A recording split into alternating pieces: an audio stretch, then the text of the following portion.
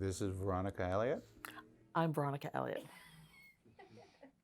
And I'm Binnoojiiyag Elliott. What it means to be caregivers? Well, it's, and historically speaking and culturally speaking, we've had our aunties and uncles um, help with the raising of the families. That old adage of "it takes a village." It's holds resoundingly strong for our families.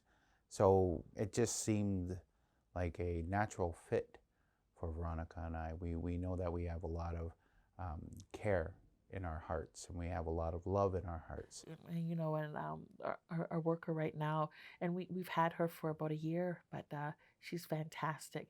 But then we had one that just before her too, who was just as good. We could feel that the genuineness coming from them, so that's really important. We felt a little better if they were going into an indigenous home, just because of the philosophy that we would have, and so we want to make sure that that's what the children that we care for also have in their life, so that they can continue on with that. In our home, everyone has their own smudge kits. Everyone knows how to utilize them.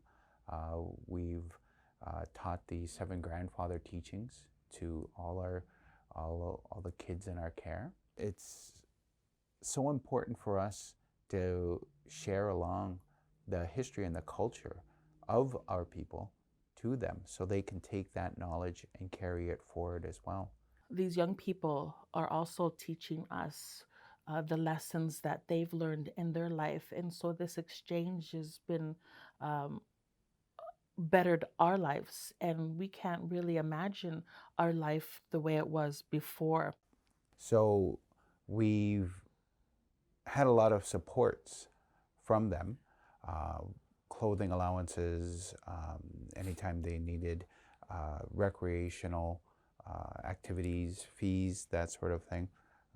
They've been a good provider for that. Well, I want to talk about our little girl. When she came to us, she was nonverbal completely, and her frustration was apparent from second to second, and her trying to communicate with us, and so and now and now she just turned 13, and she's talking and speaking and expressing, and she just had ended her very fast, and she's stepping into that womanhood, so it's amazing that we have the privilege to be part of that. We just need to celebrate that.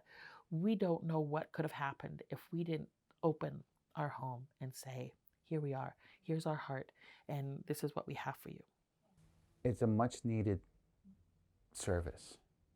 Um, Part of the reason why we got into caregiving as we had is that we were really surprised on the amount of uh, children in care. I would say it's a crisis that we do need new homes for these children to go to, that not only full-time caregiving homes, but respite homes as well. We as Indigenous people take care of those who do need to be taken care of. That's our job and our duty as Indigenous people, as Anishinaabe, to take care of one another and those who need to be taken care of. The agency has given us plenty of tools. They've given us gifts to utilize some of the cultural teachings. We received care packages of medicines, of smudging kits. We've received books of cultural teachings, little pamphlets, coloring books. We're always open to allies.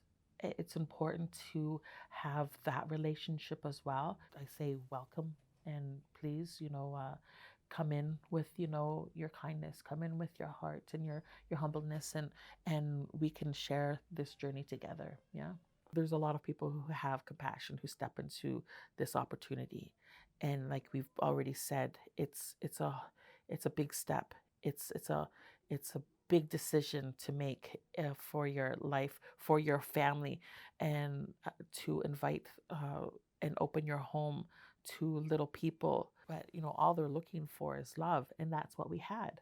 Having a social working background isn't essential. It's just having a good heart and wanting to provide a good home.